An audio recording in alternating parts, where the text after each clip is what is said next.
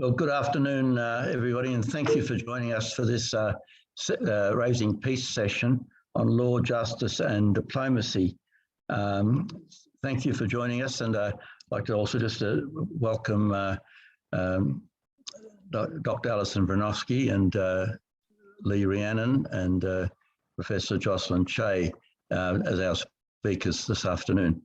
Before I begin, I just want to acknowledge the First Nations people in the country that we're on. And we acknowledge the traditional custodians where we are now gathered. I'm gathered on Gadigal land, and wherever you are, we acknowledge the people of those particular lands, on the land that was never ceded. And we recognise that it continues to be sacred to them. And as we hail them as guardians of the earth and all things that grow and breed in the soil, as trustees of the waters and the rich variety of life in those waters. We also thank them for passing their wisdom and heritage to every people since the Dreamtime. We acknowledge also the wrongs done to them by newcomers to this land, and we seek to be partners with them in righting these wrongs and living together in peace and harmony with them and with the land. And as we do this, we must also acknowledge the loss of their hunting grounds, the destruction of their ceremonial places and sacred sites, and the great loss of life from all kinds of violence and disease. And we must acknowledge also the voices of the people that were presented to us as the voice from the heart and listen to them. So once again, welcome to this session on the law, justice and diplomacy of the Raising Peace Festival. This session is hosted, if you like, by the Sydney Peace and Justice Coalition and the Australians for War Powers Reform. The Sydney Peace and Justice Coalition is a coalition of a wide range of organisations and movements, from trade unions, Teachers Federation, religious and church groups. It has been active for some 20 odd years to highlight peace and justice issues, from protesting the invasion of Iraq to the inhumane treatment of refugees and asylum seekers. And shortly we'll have a video that will highlight some of the actions of the Sydney Peace and Justice Coalition over the years between 2002 and 2010.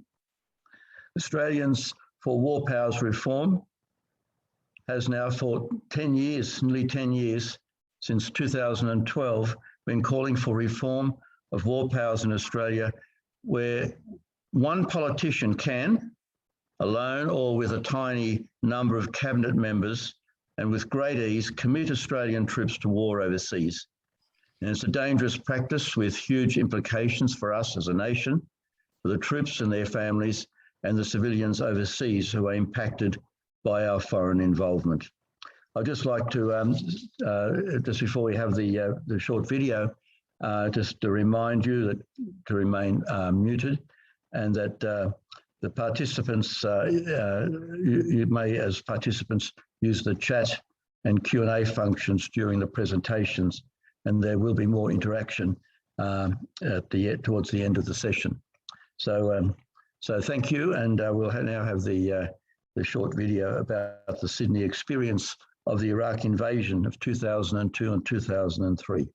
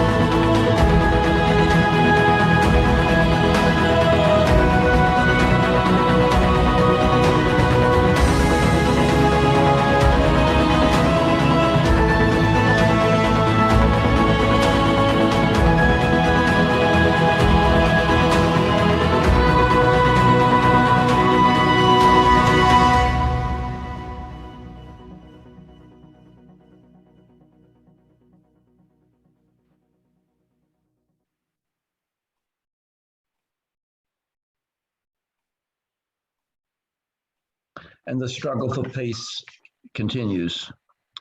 And this afternoon, it's my pleasure to welcome Dr. Alison Brionowski, who is President of Australians for War Powers Reform.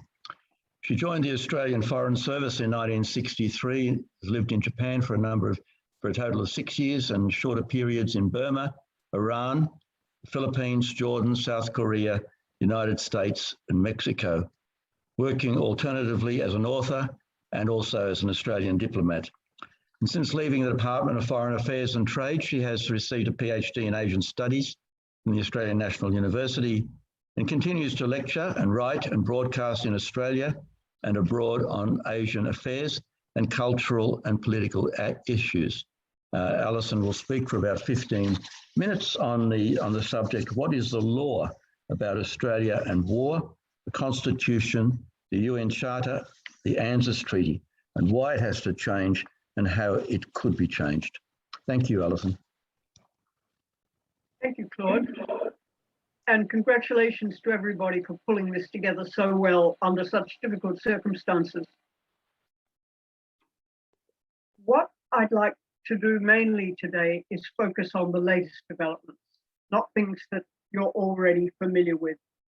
You know what Australia's War Powers Reform is about, and you have explained that very succinctly yourself. But it is a challenge for our group right now that we have not faced before.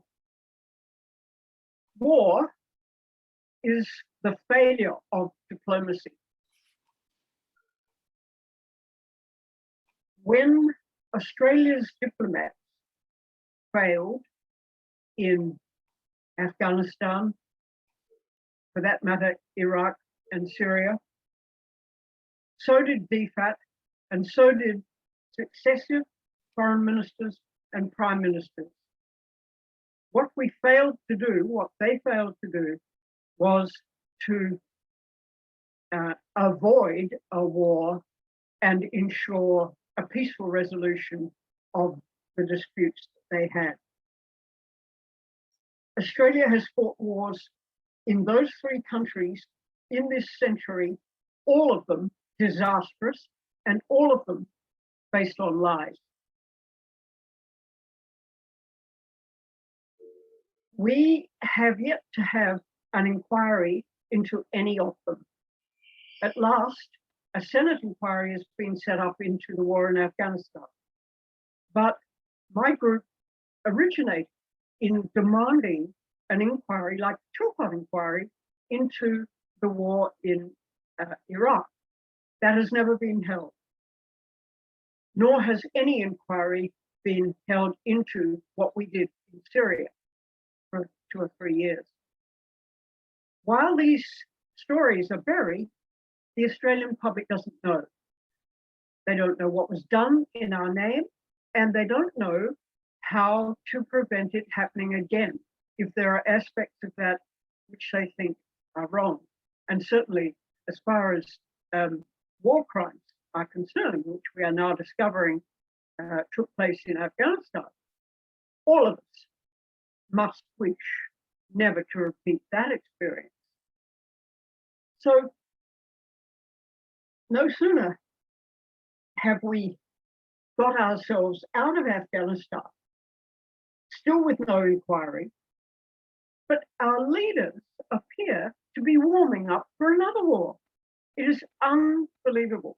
Afghanistan was a disaster, and yet they are talking about what is potentially a war with China, a partnership that could lead to provoking a war with China, and the consequence, unless I'm greatly mistaken, would be exactly the same, only worse, because the NATO coalition, which Australia joined, couldn't defeat the Taliban in 20 years. What in the world would make anybody assume that we could defeat China? It is so absurd and so irrational that you can't believe what these people are doing, except that they have done it so often. They've done it so regularly, and we are so used to it.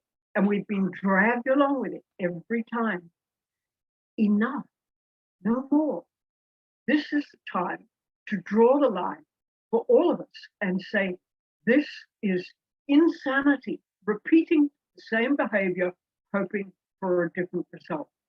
And our leaders, particularly Mr. Morrison, Biden, and Mr. Johnson, ought, quite frankly, to go and have their heads read.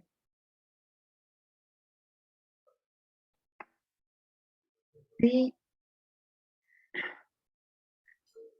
Australian government, instead of conducting a review of the ANZUS Treaty at 70 years old, which would be a good thing to do, I would have thought, instead of that, have now added another layer of alliance. This enhanced trilateral security partnership, as it's called. Now, none of us, I've been looking everywhere on government websites, none of us can see what its terms of reference are. None of us know what its rules are. None of us know what its purpose is, or any detail about it at all. All we are given is a certain amount of hype about nuclear submarines. Wait for it, they'll be armed eventually. And we are supposed to be so excited and thrilled about this wonderful addition to our national security that I can barely believe they're daring in putting forward such an empty statement. There's nothing there. We don't know anything about it at all. And unless we persist in demanding the facts, how can we possibly make the voters in this country make an informed decision before the next election? And clearly, a khaki election is what they would like to have. They'd like actually to have troops in the field, because then people won't vote against them. It is truly Machiavellian, the whole thing. There's been no consultation with either the people or the parliament on this agreement. So why, given that this is the consistent behavior over many years, why should we trust them again?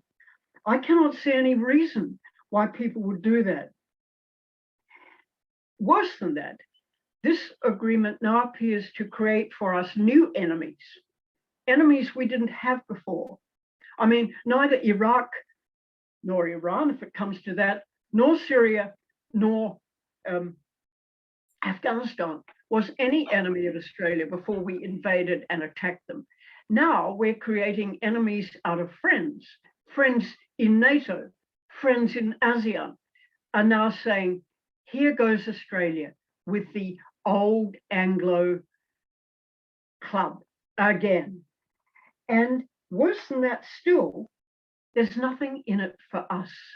There's a lot in it for the Americans, because they want us to take over, the Biden administration wants us to take over a large share of what they call the security of the Indo-Pacific. Oh, I might add, by the way, we've also lost the friendship of India, because India is jealous of the nuclear subs. So we are severely isolated, and we're stuck with these three white men who want war. They're belligerent, they're aggressive, and they are all concerned not with the safety, with our safety in the future, or that of our children or anybody else, but with their own re-electability, their own political prospects. It comes down to that, I'm sure. The only bright note in this sad story that I can detect is that Morrison appears now at least to be being forced to do something about climate change, because he can't join this agreement and be so out of touch with his two Anglo allies. At least that would be some achievement. Can I just say in concluding that I have adopted the practice of refusing to refer to this thing as AUKUS, A-U-K-U-S. It is US, UKA. You sucker, Australia. Thank you.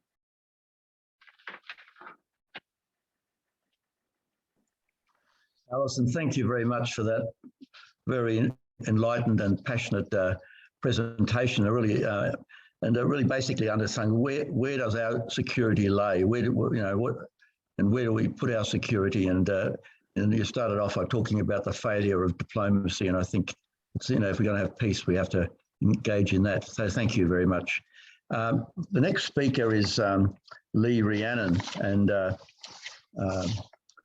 Lee is, hello Lee, a prophetic peace activist who helped establish Aid Watch in the 1990s before she was elected to the New South Wales Upper House for the Greens from 1999 to 2010. She then represented the Greens New South Wales in the Australian Senate from 2010 to 2018.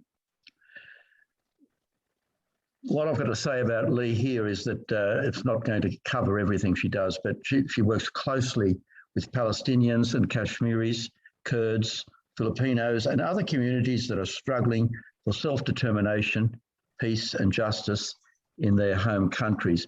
Lee will speak on why does Australia support authoritarian regimes in the Asia-Pacific region like India and the Philippines, and how can this change? Thank you, Lee.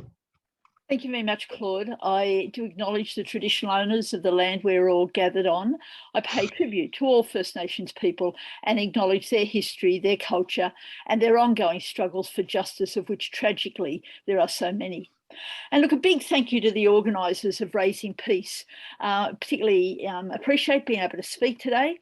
The work of International Volunteers for Peace, Women's International League for Peace and Freedom, and the Independent and Peaceful Australia Network is incredibly important, particularly in light of the new US-UK-Australia alliance, which further locks in Australia's military dependence on the US. And Alison, I loved how you summed it up.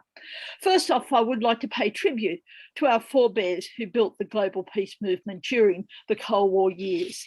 The attacks they endured are hard to credit today. And look, I think it's worth just sharing a couple of examples. A Brooklyn judge, this is in the Cold War years, a Brooklyn judge in the US sentenced 5 people to jail for writing peace on a park wall. In Philadelphia, 40 people were arrested for peace activities. When they appeared in court, they were advised to go back to Russia. And one more example, this incident shows where Cold War paranoia can lead. A Hollywood studio stopped production of a movie based on Hiawatha. Hiawatha was a native Indian tribal leader who became famous for his efforts to negotiate a peace settlement to protect his people.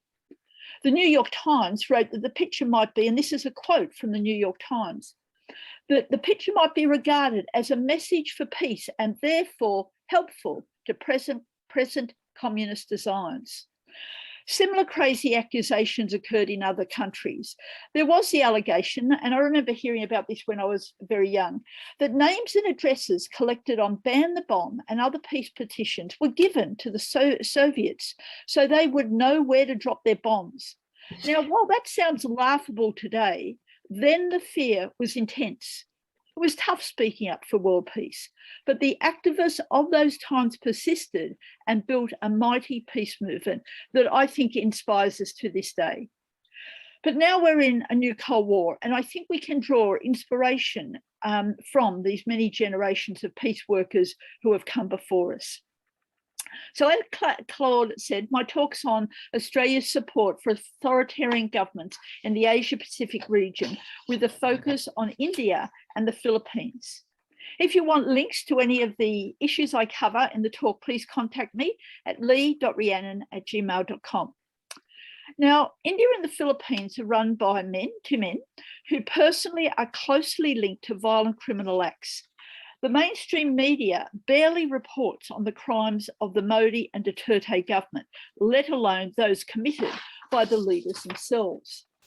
The propaganda that we heard from Morrison and other leaders when this so-called UK-US-Australia alliance was launched, clearly targets China as a source of authoritarian danger in our region.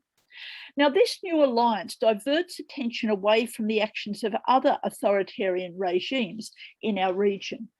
The double standards of Australia on the world stage are shocking when it comes to this. Morrison regularly attacks China, as we all know, over its aggressive military actions, treatment of its citizens, and lack of democracy. Meanwhile, the federal government is expanding its relations with India without a word of criticism of the increasing human rights abuses in that countries.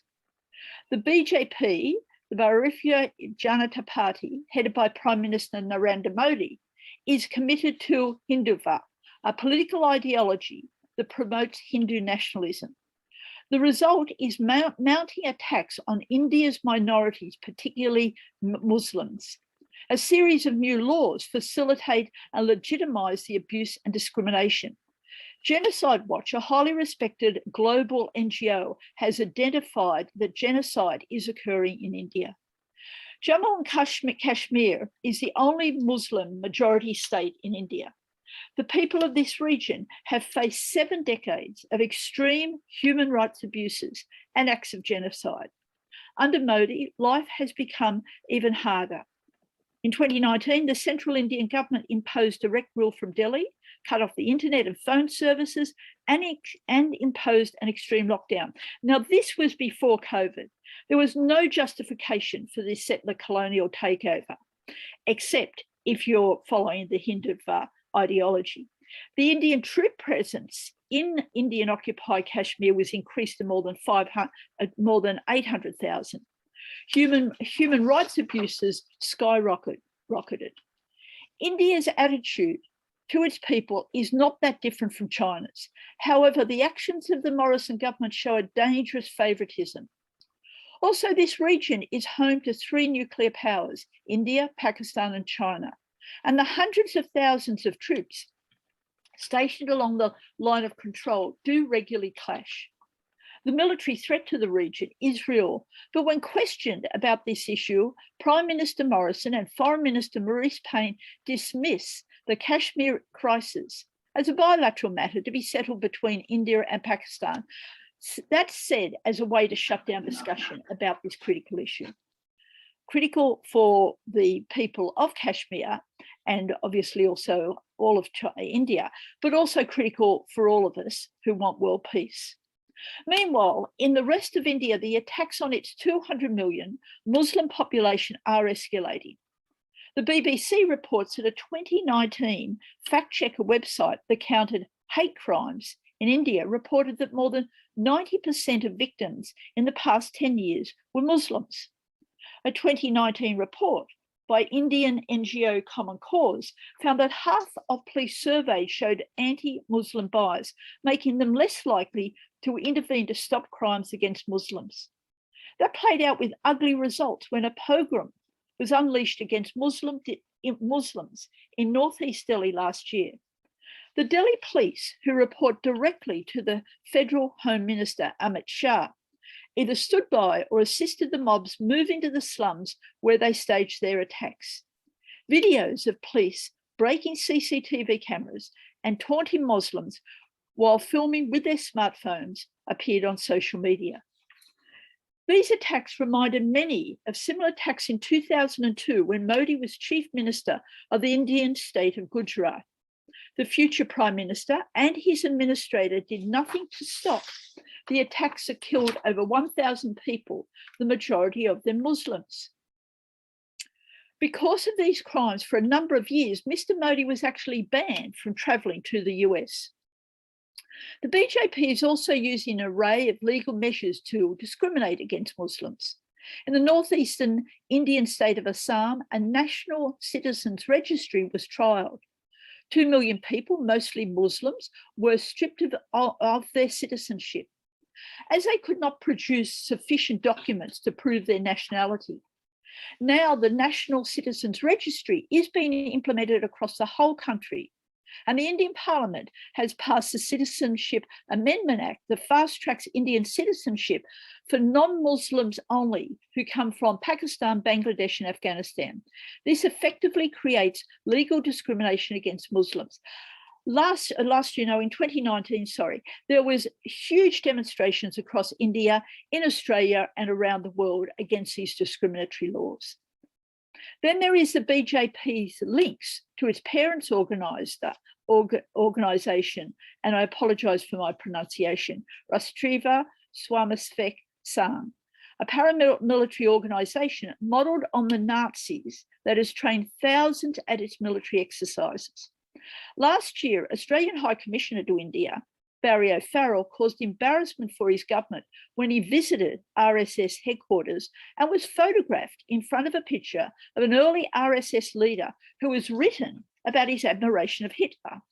This visit was all the more extraordinary as in 1999, Bajrang Dal, an offshoot of RSS that works to liberate Hindu holy shrines, killed Australian pastor Graham Staines and his 2 children.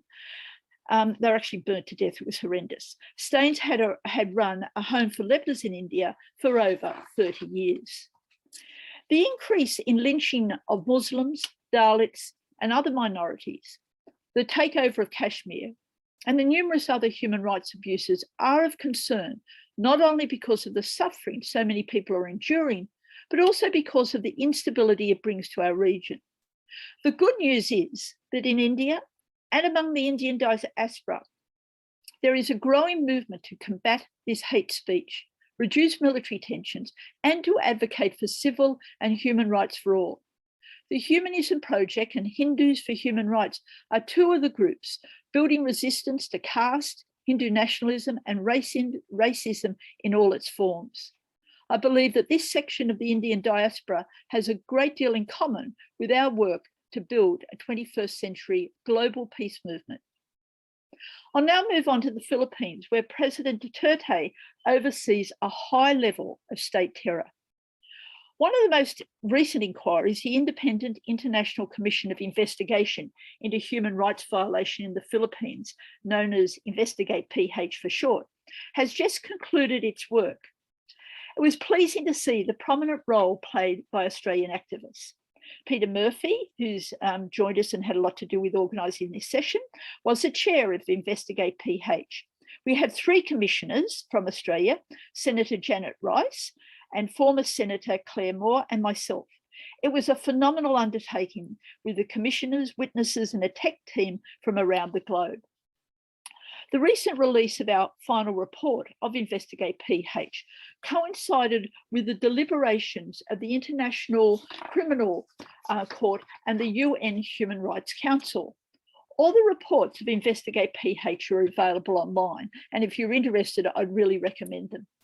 President Duterte launched his war on drugs on the 30th of June 2016, the day he took office. Between the 1st of July 2016 and the 31st of 2020, the official government figures list 6,011 deaths in anti-drug operations. It's becoming increasingly understood that these figures are not accurate. Imagine that. The official estimation is just over 6,000, and it's widely recognised that that's just an underestimation. The UN Office of the High Commissioner for Human Rights found that the figure up to March 2020 was at least 8,663. Other figures cite the number of killings as almost 3 times higher than that figure. If the president was serious about countering illegal drug use, his government would deal with it as a health issue. But the war on drugs has not been about assisting drug users to end their addiction. The war has turned the Philippines into a brutal police state. Of all the thousands killed since the drug wars were instigated in 2016, police have only been convicted of 1 murder.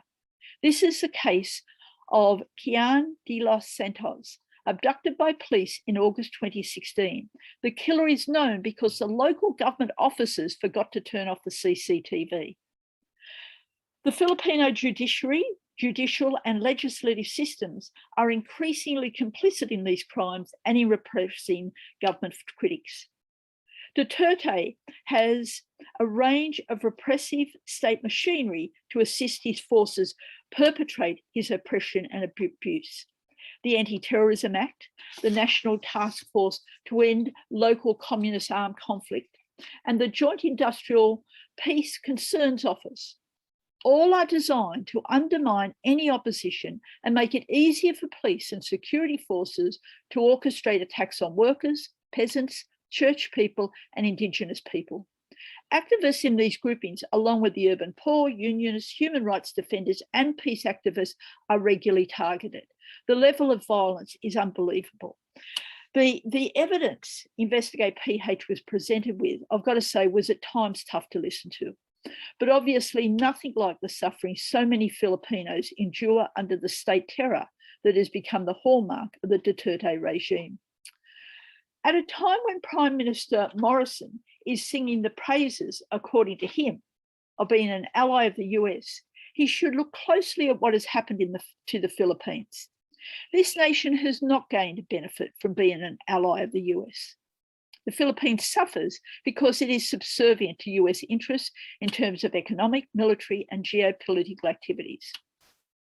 The nation's right to self-determination, development, justice, and peace is being undermined because of the relationship with the US. Now, the US has 5 permanent bases in the Philippines. These are staffed by rotational deployment, so the US has a military-ready presence in the contested South China Sea. At the moment, the US does not have a base in India, although there has been a commentary that the Modi government could agree to the US putting a base along the line of control through Kashmir and agree to a naval base for the US fleet at its islands off the Indian continent. The US and Australian government are not speaking up to protect human rights in the Philippines. Despite the huge amounts of evidence, what's going on before the International Criminal Court, there is just silence on this critical issue. The common response from the Morrison government is to ignore the extreme human rights violations occurring in both India and the Philippines, and the fact that both nations are run by leaders closely linked with violent criminal acts. The reasons for the West's build-up in abuse of China does not lie with wanting to protect Australia's strategic interests. That might be the stated reason, but the actual reason lies with conservative forces that understand scaring voters about the other is a way to win votes. It also lies with meeting the interests of the military-industrial complex. The armament and security corporations are the big winners out of whipping up the alleged threat China poses. Now, that's obviously something that's an issue for much more debate, but it is relevant to what we're talking about here. The tragedy is the bellicose talk coming from our leaders does make the world more dangerous. There are already more than 13,000 nuclear warheads threatening our global well-being. This new alliance adds to the rising risk of conflict. The shocking developments this week with the Morrison government's actions bringing a new Cold War to our region highlights the need for events such as this peace conference. We urgently need to rebuild a broad-based peace movement that not only works to end the threat of nuclear war, but is also committed to supporting those communities fighting in their own countries for self-determination, peace, and justice. Our path must be united. Thank you very much. Thank you, Lee, for that very challenging presentation. And there's a lot there for us to take in, and thank you for that. One of the things that we don't often address is the fact that Australia has military personnel in the Philippines, and I think it needs to be also looked at as well. Thank you very much. I'd just like to remind the participants that the chat is open there if you have any questions for either speakers. So if you think of something now, it might be better to put it in the chat as a question in case you forget later on. Now, the third speaker is Associate Professor Jocelyn Chey.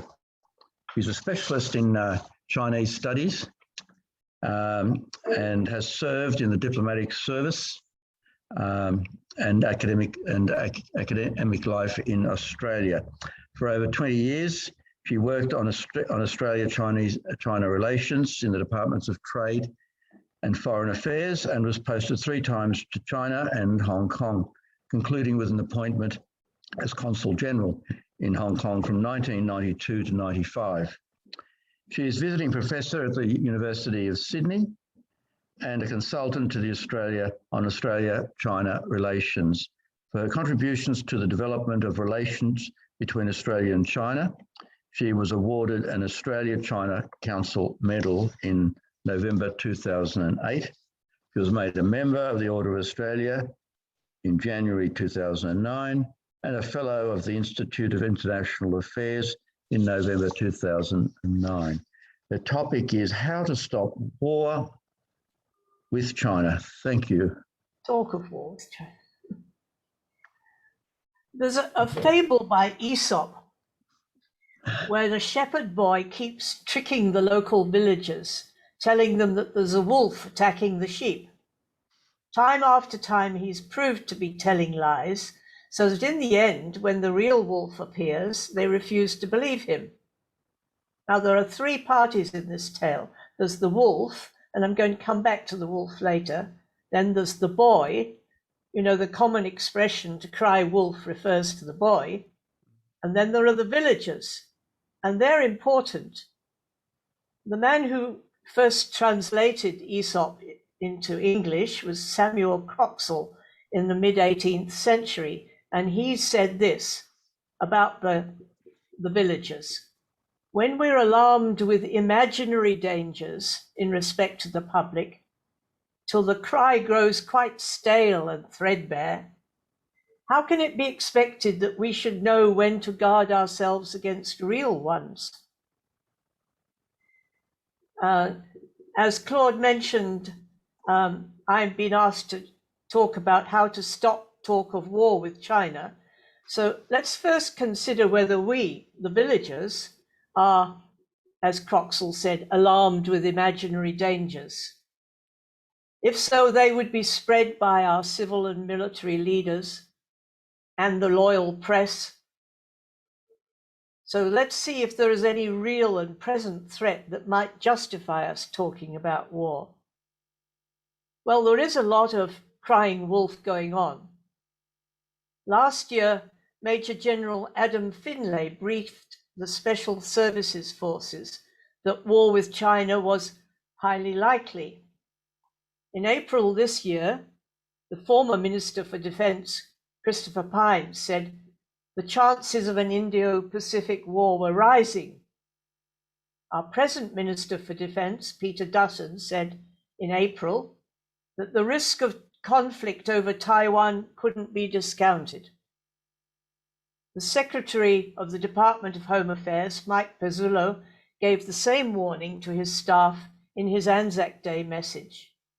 He was referring to Chinese activities in the South China Sea, and he said, "Today, as free nations hear again the beating drums and watch worryingly the militarization of issues that we had until recent years thought highly unlikely to be catalysts for war, let us continue to search unceasingly for the chance of peace, while bracing again, yet again, for the curse of war." ANU Professor Paul Dibb, writing in July, called on the Australian government to seek assurances from the United States that they would help to defend us from a Chinese missile attack. More recently, Peter Dutton, addressing the American Chamber of Commerce in Australia just a few days ago, said, referring to China, "The boundaries between conflict and competition are becoming increasingly blurred. The cyber realm, economics, trade, resources, digital media are being used as coercive battering rams and indeed being weaponized in new ways.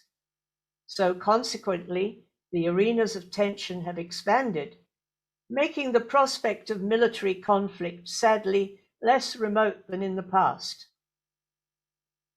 Last week, the AUSMIN, that's the Australian Ministerial level consultation with the United States, for the first time referred to our regional adversaries. And in my book, adversaries is the same as enemies.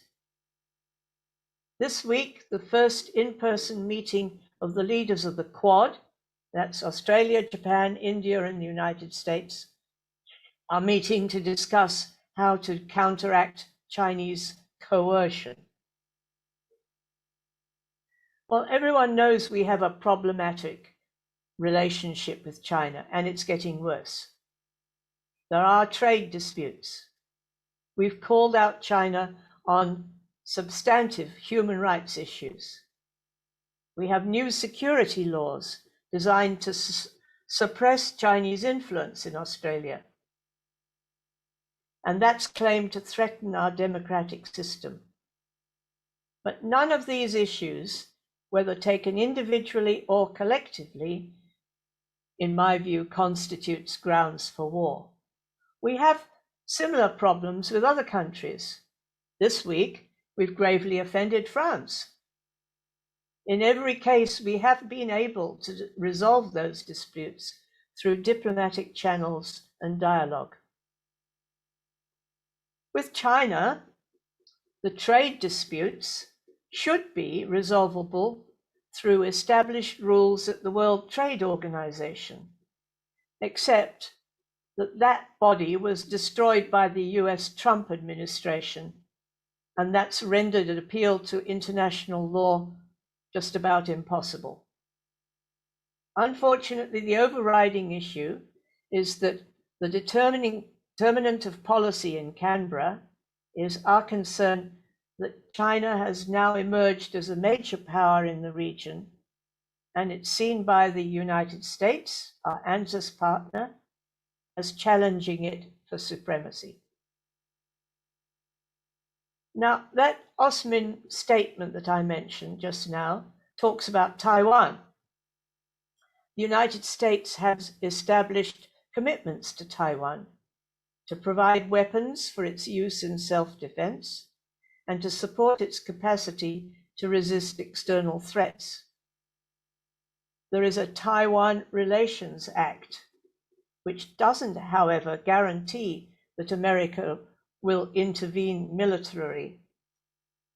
And a number of international relations experts actually disagree as to whether our ANZUS treaty obligations would oblige us to support our ally if it were to be threatened by China, as it certainly would be if it were to declare war in support of Taiwan. To get back to Aesop, the fable doesn't actually state why the shepherd boy repeatedly cried wolf. Perhaps he was just bored and did it for fun. Boys do. Maybe he wanted an excuse to leave the flock and get back to the village. Maybe he did see some shadows in the night. Maybe the wolf was really hanging around, but then it disappeared when people went out to check. So before dismissing Dutton and Pezzullo and Morrison and his American pals for crying wolf, let's turn our attention to what the wolf's real intentions are. The Chinese Foreign Ministry spokesman, Zhao Lijian, who himself has been called a wolf warrior, said at a regular press briefing in July this year that Chinese trade sanctions were not retaliation for Australian actions. And earlier, Zhao also said, talking about our bilateral relations, that the ball was in Australia's court, that it was Australia that was trying to undermine Chinese interests. He said China's policies was for stability and peace in the region. In other words, this wolf was not threatening to eat up the Australian flock. And there is plenty more evidence that China's ultimate interest is to maintain the regional status quo and to adhere to its international treaty obligations. For instance, in a phone hookup with President Biden on the 10th of September, President Xi said that they were going to continue engagement and dialogue on the basis of respecting each other's core concerns and properly managing differences. And Biden responded by saying it was the responsibility of both sides to ensure that competition does not veer into conflict. Indeed, speaking yesterday at the UN General Assembly, Biden said that he was not seeking another Cold War. Anyway, you're probably going to say that it's irrelevant to ask the wolf about his intentions, because if the wolf was planning to attack, he would naturally deny it. He would say that, wouldn't he? But what material evidence then have we got that might prove China has aggressive intent? Number one, as Mike Pizzillo mentioned, China has staked its claims to large parts of the South China Sea. It has built military bases on artificially constructed islands and sent its coast guards and militia to disrupt other countries' fishing fleets in the area. This has encroached on territory which is also claimed by Vietnam, the Philippines, and Malaysia. But interestingly, those countries haven't responded by talking about war.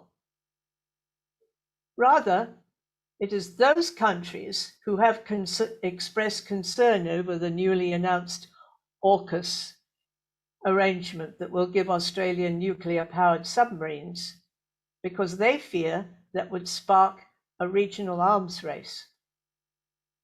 Surely, the South China Sea issue should be resolvable by UNCLOS, the United Nations Convention on the Law of the Sea.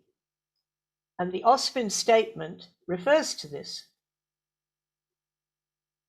However, the United States has still not ratified that treaty.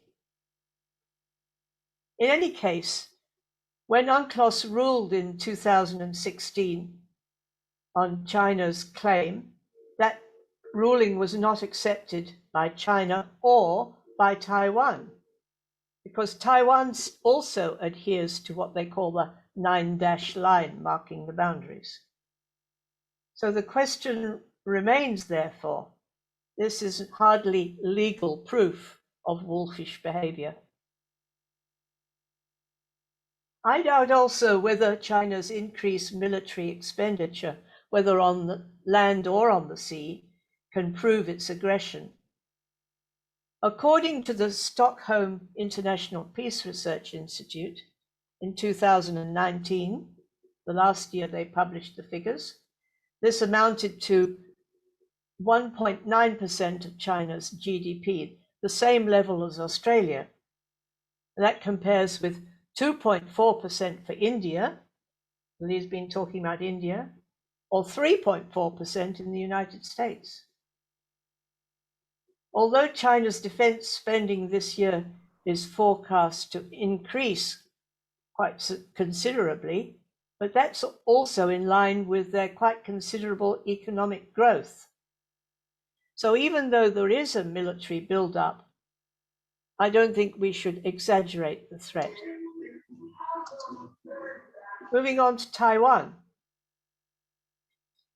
In July this year, President Xi said, solving what he calls the Taiwan question and reunification were the unswerving historical task. Now, some foreign observers have interpreted that as a blatant threat, but you have to see that statement in its historic and political context. The island of Taiwan had been occupied by Japan for decades before it was returned to China, that was then the Republic of China, at the end of the Second World War. Both the Communist Party and the nationalist Kuomintang Party, which relocated there from the mainland in 1949, regard Taiwan as part of China's national territory. And Australia has acknowledged this in our joint communique when we established diplomatic relations with the PRC 50 years ago. And since then, we have not recognized the Republic of China, Taiwan that is, as a sovereign state, or regarded the authorities there as a national government. Relations between Beijing and Taipei are certainly internal domestic matters and shouldn't become a case for war. President Xi has also tightened control over Hong Kong, reining in its incompetent administration and imposing harsh security laws. But no less than Taiwan, Hong Kong is indubitably part of China. Hong Kong affairs are not a threat to Australia any more than Taiwan affairs are. Finally, some people claim that China's aggressive intent is evident through its deployment of soft power, that it seeks to undermine our economy with trade sanctions, cyber attacks, spreading COVID, subverting our neighbors with tide aid and Belt and Road projects, controlling public discussion through a compliant Chinese language media, shutting down academic debate, and damaging our political system through the corrupt use of personal connections, particularly the substantial Australian Chinese diaspora. Well, that's a spectacular list. If China really intended to make Australia a vassal state in this way, I would say so far it's been spectacularly unsuccessful. Our democracy remains intact. There have been some casualties in business, and our ethnic Chinese community, unfortunately, has been hassled and falsely accused. But if there were such a campaign directed by Beijing, I think Beijing has a little to show for all its efforts. So far, the villagers' sheep are safe. Our former Prime Minister, Paul Keating, has a way with words, doesn't he? You're prompted by the new defence arrangements with the US and the UK, that AUKUS. He's written today, the notion that Australia is in a state of military apprehension about China, or needs to be, is a distortion and a lie of the worst and more grievous proportions. By its propagation, Australia is determinedly casting China as an enemy. And in the doing of it, actually creating an enemy where none exists. So poisonous are the Liberals towards China that they are prepared for Australia to lose its way in the neighbourhood of Asia in search of Australia's security from Asia by submission to yet another strategic guarantor. Well, I hope I have convinced you that there are no material grounds for talking of war with China, no direct threat to this nation, and no treaty obligation that might lead us to engage in military conflict. Talk of war, crying wolf, nevertheless does continue, but that's for political reasons. And sadly, it is always possible that war could break out, if not deliberately, then by accident. Recently, there have been American flights over Taiwan, and US, British, and Australian ships have sailed through the Taiwan Straits. Any of these could provoke retaliation, and other neighbors of China, including our Quad members, Japan and India, as well as Vietnam or Korea or others, have disputes that could escalate. Rather than talk of war, we must exert more efforts to broker peace, to find middle ground, to strengthen dialogue, and to use formal and informal diplomacy. Surely our difficulties and differences can be resolved through dialogue. It's unfortunate that recently Canberra has given lower priority to diplomacy than to defence and security. Defence spending was boosted in this year's budget, while now more than ever there's a need to build up DFAT's strengths and to engage China more widely in international forums through all our diplomatic missions and through second-tier discussions on topics of shared and urgent concern, such as climate change, pandemic prevention and control. Those are the real wolves that are threatening the flock. Thank you. Jocelyn, thank you very much. That's great. Thank you. We haven't got many questions in the chat box yet, that I can see,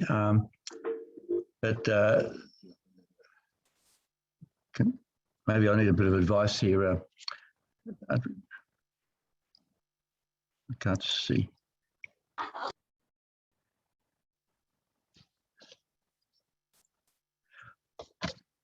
Well, I might start with a question, if that's okay. Just probably inappropriate, but I just want to.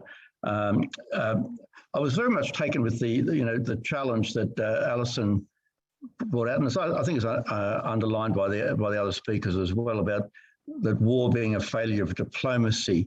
I think it's also war is a failure of humanity as well. Looking towards our relationships rather than to what divides and so on.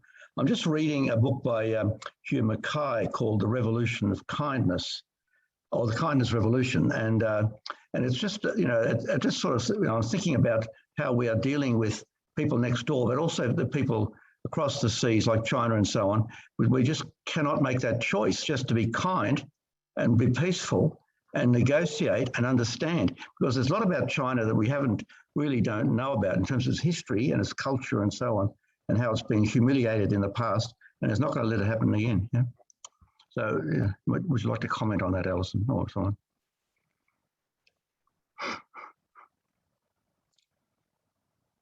Thank you, Claude. Yes, of course, I agree. And I must read Hugh Mackay's book myself. What I meant by saying war is a failure of diplomacy is exactly the same thing. I mean, you could say that diplomacy is about humanity. Diplomacy is about finding ways for people to agree with each other, and when they have disagreements, to resolve them peacefully. That's the whole point.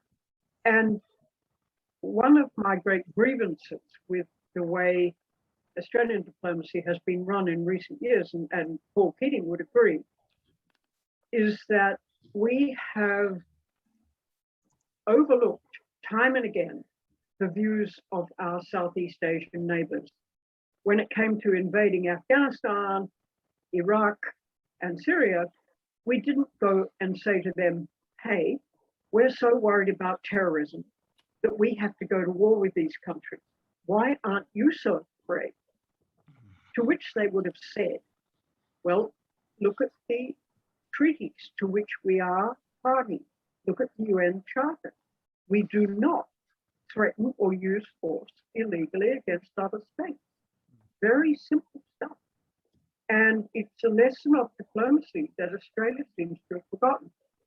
What has happened, and Jocelyn mentioned it too, in recent years, is that DFAT has fallen right down the power ladder in Canberra.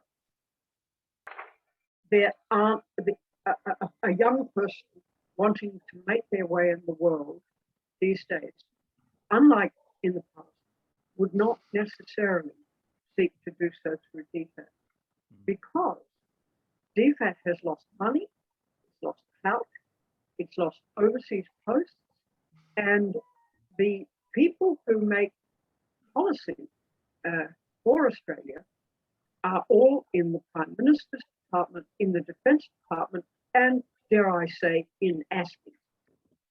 Because there is ASPI sitting there, funded in part by the US State Department, in part also by the large weapons suppliers, and to a certain extent by the Australian government. It is hardly independent. And now they're going to open a branch, I understand, in Washington, where they actually, it seems to me, operate like a surrogate Foreign Affairs Department. And that further marginalizes DFAT, where the tradition that I've just mentioned of using diplomacy to resolve disputes still remains in the corporate memory. But now it's headed by an ex-army woman. I mean, the militarization of power in Australia, the number of state governors, the introduction of the ADF into all kinds of what used to be civilian fields is a very worrying trend. And I hesitate to draw the parallel with fascism, but it's there. Thank you, Alison. Does someone else want to comment on that? Because there's a few other questions here that we could look at. One thing that, you know, a session such as this would, you know, we're getting a lot of very important information and eye-opening. But what do we do? What can we do to maybe just to diminish this prospect of war, talk of war? You know, what can we concretely do? Any suggestions from, you know, from Alison or Jocelyn or Lee? Look, I might have a go. Look, I think that as history teaches us, the public voice is so important. And at the moment we're in lockdown, but letters to the paper are still read. They really do influence the editors and the journalists when they can see, you know, the direction that people are taking. I've taken some heart from it lately that a lot of them are very progressive. So I think just keeping that up is really, really worth it. You know, I know a lot of younger people, they get their expression through social media, but I don't think we should forget about letters to the media, like the Sydney Morning Herald, The Age, etc., is really excellent. And there's sometimes opportunities to comment online. Because again, I think if we look at the history of the, like going back to ban the bomb movement, the huge years, you had that wonderful video about the war against Iraq, and how those social movements build up. Like that was so important. And I know the one around Iraq did depress a lot of people because it was so huge, and then the government was just ruthless and continued. So sometimes, yes, we don't win through, but so often, like with the big, sort of from the years of the growth of the peace movement to ending the war in Vietnam to ending apartheid, it was really that social pressure that became critical with the struggle of their own people. So I think finding that public expression is incredibly important. Yes, it's hard these days, but I think there's still ways to do it. We will be out of lockdown, I do believe, later this year. And I think how we get together will be absolutely critical. Expressing our views together collectively, I think, is vital. Oh, thank you, Lee. Any of the other speakers? I think we also have to remember that we do have elections coming up. Yeah. So I think some very important issues that we should make known to our present members or those who are putting themselves forward as candidates. Really, we've in the past we've found that the last couple of elections that our politicians are very cynical. They think people just vote because of their hip pockets, but there are some moral and important human rights issues that need to be brought to their attention, and we make it clear that we're going to vote on those. Could I just comment briefly on what Jocelyn said to Claude? I'll just make it brief. Sure. I think her point's a really important one. Like, it's terrible what's happened with this crazy alliance, but we've got to look at it as an opportunity because there is outrage about it. How do we build on that concern? And the elections are great opportunities. Well, some of us are old enough, I'm 70 this year, so I can remember when Women's Electoral Lobby back in the 70s got going with their questionnaires for politicians. What did they think about women's rights, etc.? And maybe that's where we could have unity around the country of our movement, actually questioning the politicians to get their opinions on the record about these key issues. So we turn it into not a car key election, but an election for a voice for peace. And that's actually coordinated. Yeah, okay. May I comment on that? Sure. Thank you, Lee. and thank you, Jocelyn. Can I just say there is already such a survey going on. Michael West Media, if you have a look at it, has set out to ask every federal politician, House and Senate, their opinions about whether we need to change the war powers, how Australia goes to war, change it from the way it is at the moment, which the Constitution allows, that is for virtually the Prime Minister alone, if he wishes, or with one or two inner cabinet members, can decide and then simply tell the people, and there it is. Now, this is what so worries me about this beat up against China, which I hope is not as real as some are suggesting. But this, if you're interested in what people are saying, have a look at Michael West Media. They haven't finished interviewing everybody yet, but they're also recording the people who say nothing, the people who refuse to comment. And it's very enlightening to see how the opinions split. There are some interesting comments from people like Bob Catter, is strongly in favor of reform of the war powers.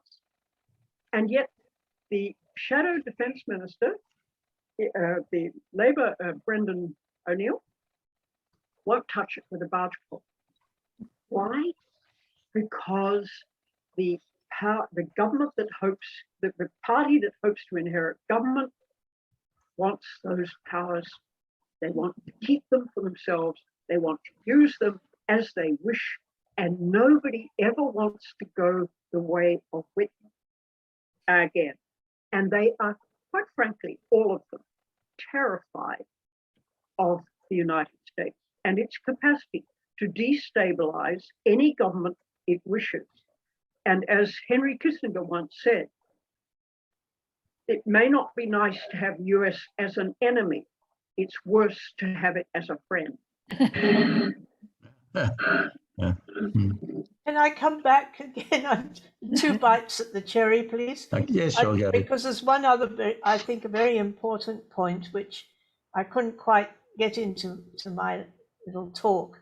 But I am really concerned about the Chinese-Australian population. And it's an indication, for instance, that you would have found it very difficult to get a Chinese-Australian person to come and give the talk that I just gave to you, because they have been so demonized in recent months that they are now will not speak out publicly. It's been hauled up in front of the Senate inquiry and told to declare your allegiance to Australia, in terms that are really like McCarthyist policies. It is not a good advertisement for Australian democracy. We should be doing our best to make our Chinese neighbors feel welcome, to feel part of us.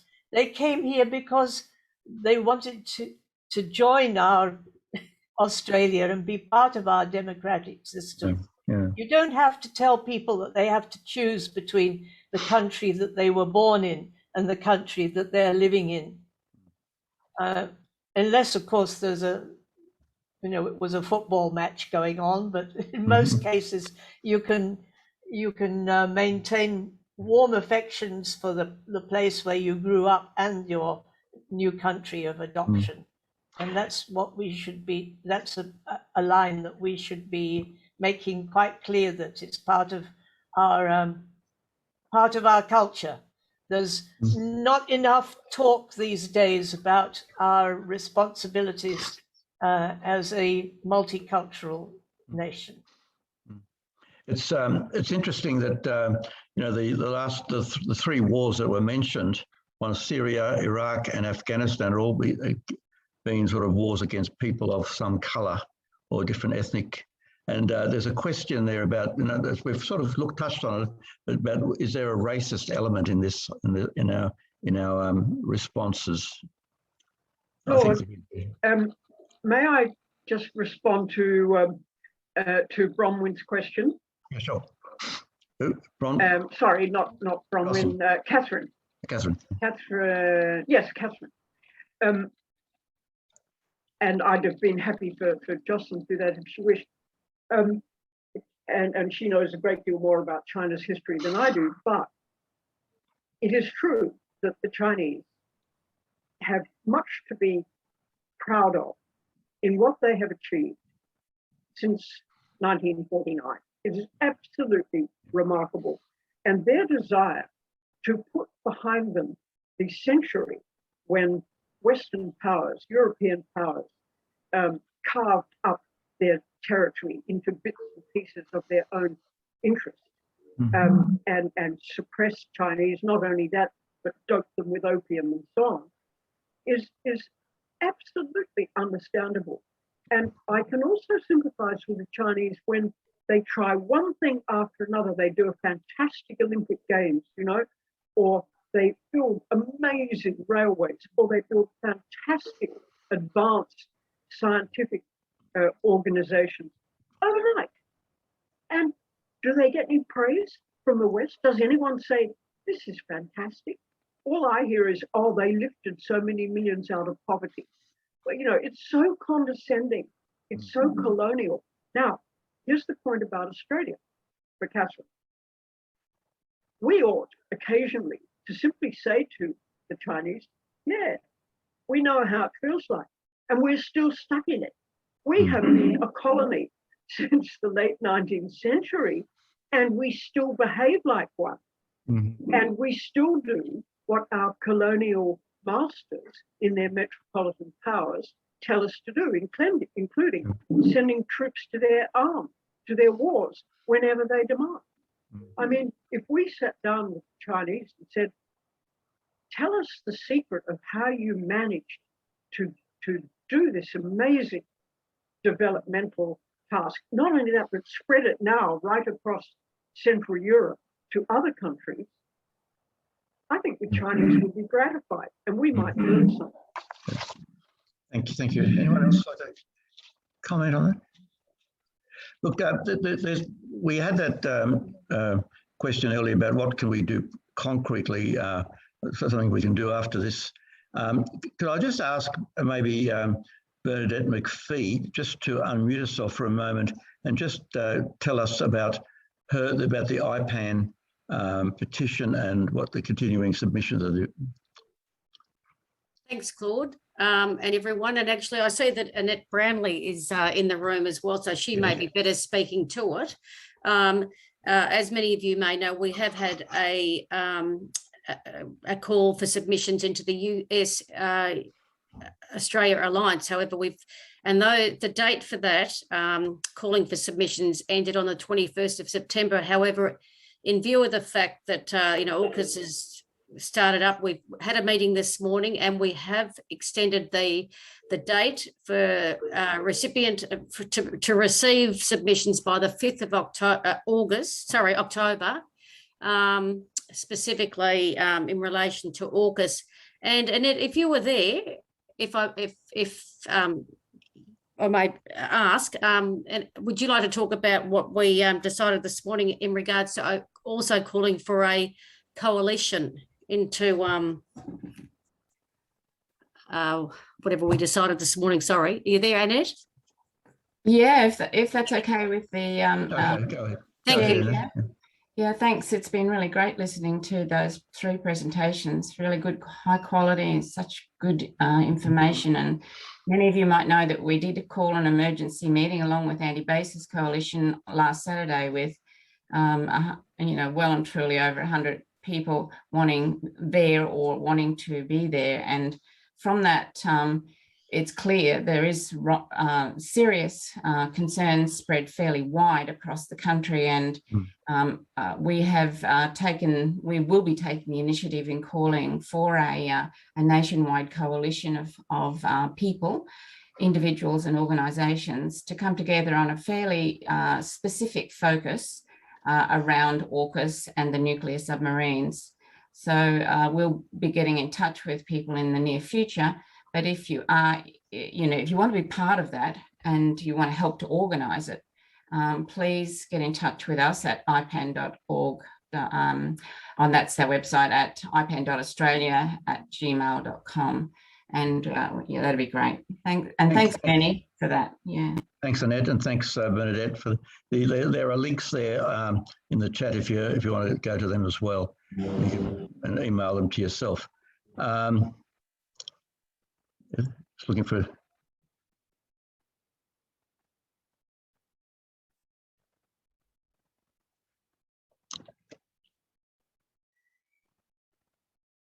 There's a comment there. Containment has been a standing policy since 1946 of US foreign affairs. It appears to continue to lead their motives in overseas interventions, even where who is contained has changed. Australia can easily distance itself from this. We desire openness and freedom of exchange and just peace with our neighbours, not distant alliances to keep a thin line of some sort. That's just a comment. Would someone like to speak to that?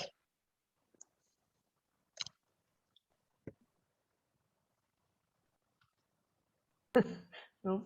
So, well, I think the word containment, I think Stephen, who's posted that comment, yes, and yes. I agree with the comment, but he's using the word containment in a more general sort of philosophical sense. And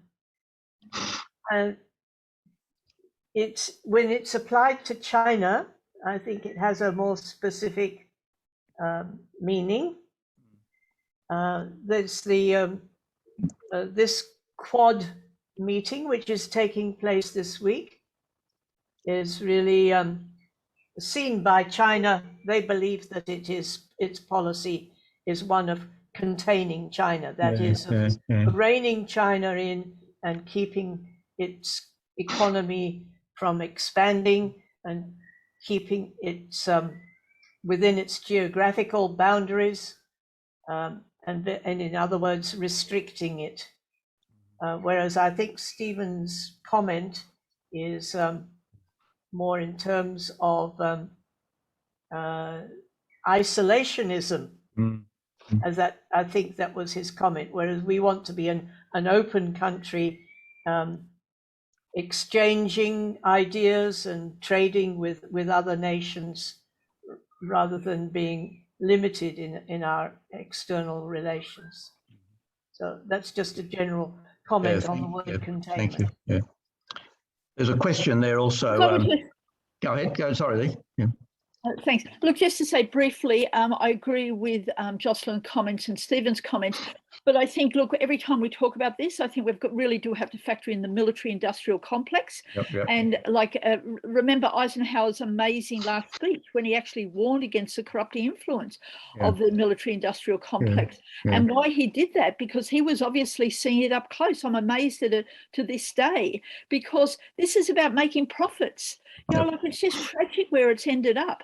And like it ended up that there was more outsourcing of the military activities in Afghanistan run by private companies than there was by government. So even war now is dominated at every level, not just at the high level of doing all the extraordinary tech developments, but the delivering of so many aspects of war, how we've got caught up in it. So I think we've got to see that as a driving force every time we have these discussions. Yeah, I agree. I think it's right. And our great white leader that I follow, Pope Francis, has condemned that whole scenario as well. With about weapons and manufacturers and profiting from war. And would anyone else like to comment on some of that? There's another question from Catherine, who asks if someone might be able to comment on the law and democracy aspect of this webinar. She mentions the prosecutions of witness Chey and Bernard Collaery and the ADF lawyer and whistleblower David McBride, because their treatment is certainly a threat to democracy, and there's the corruption that's underlying their allegations, of course. Could I comment on that, Claude? Yeah, sure. thing that depresses me more than almost anything is that these prosecutions that you've mentioned are all going on. The people you've referred to are all locked up, except witness Chey, who's in poor health and has now been let out to serve the remains of his suspended sentence, for God's sake, having been locked up effectively for years. Would it not have been possible for Morrison, even now he's in Washington, to take his new mate, Joe Biden, aside, remind him what his name is first, and then say, you've got one of our nationals who you are trying to extradite from the UK to the US and lock him up forever. Without embarrassing you or me, could we arrange for that not to happen? And if only Morrison would do that. I mean, if he's so anxious to get re-elected, it might even help him. But do you think for one moment that it's even in his briefing notes? Do you think anybody has even put it up to him that he should do such a thing? Remember that the Brits got their people out of Guantanamo Bay within weeks after they were locked up there. We sat and sat and sat on David Hicks.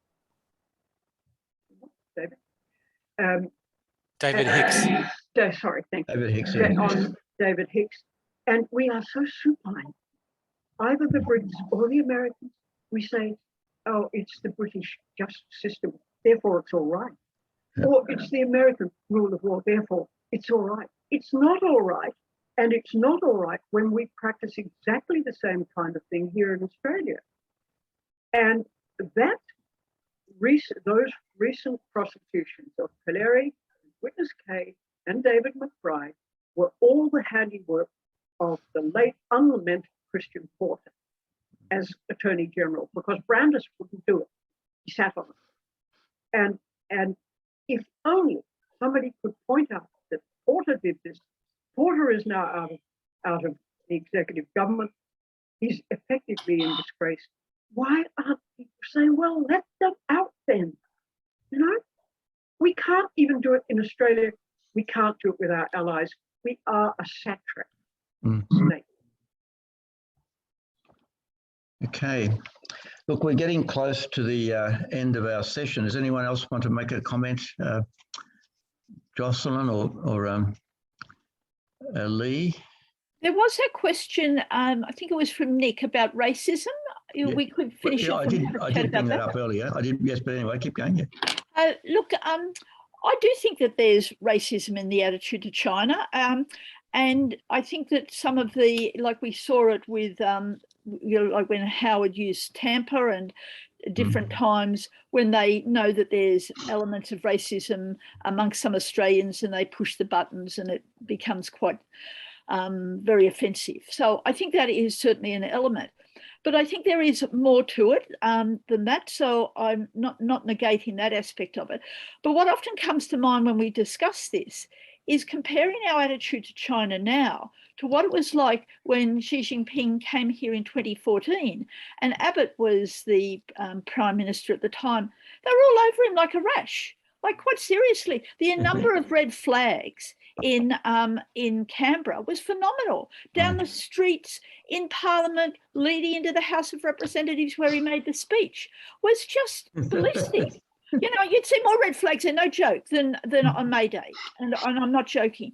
And so at that time, you know, being trading partners was very important, and they were developing that cooperation. Why did it change? Look, I'd be interested in other people's opinions on this. But what I saw up close, it was during that period. So he comes here, I'm pretty sure it was 2014 or maybe 2013. And then you're starting to see the rise of the extreme right, both in the Liberal Party and outside the Liberal Party, like the likes of Cory Bernardi's giving them grief and etc. And I think were starting to become under more pressure. Then sadly, I think that some of them, you know, elections can be wonderful opportunities for us, but they can also be quite unpleasant that it brings out the worst in parties, that they become very dishonest and distorted. And I think there was elements in the Liberals that then, or the coalition, that then start to see that by being racist to China, like presenting China as this scary country that might invade us, and going back to what a lot of us grew up with in the Cold War period, starts to come to the fore. And so I think there was electoral aspects to it as well as the military hawks also pushing it. So I felt that they were aspects as well as racism sort of percolating through those developments. So that's just a thought, but I think it is an interesting discussion. Thank you, Lee. Jocelyn, do you want to have another word? There's one question that comes up is too, you know, what can faith groups and religious groups do about, you know, promoting peace and goodwill and so on? I'm sure that a lot of people who are reacting to this tripartite partnership are people of faith as well. But the thing is, the organisational parts, the top echelons are pretty quiet. And as far as I can, unless someone's heard something, I haven't heard too much. And I'm constantly looking for it. So it's just probably a comment. I think we really need to get back out in the streets as well. Yeah, totally. Look, we need to come to a conclusion, and I just want to. We talked about 3 white men, and now we're talking about 3 white women. And it's great to have you, and thank you very much for your wonderful, exhilarating, provocative, prophetic words this afternoon. And I hope the people, I'm sure everyone here who joined us today, would have got a lot out of that. And I'm sorry that not more people joined us, but it was wonderful. So we look forward to any papers that you might have or anything like that can be passed on and shared. Thank you again, everybody, for your presence, and thank you to the speakers, Jocelyn, Alison, and Lee.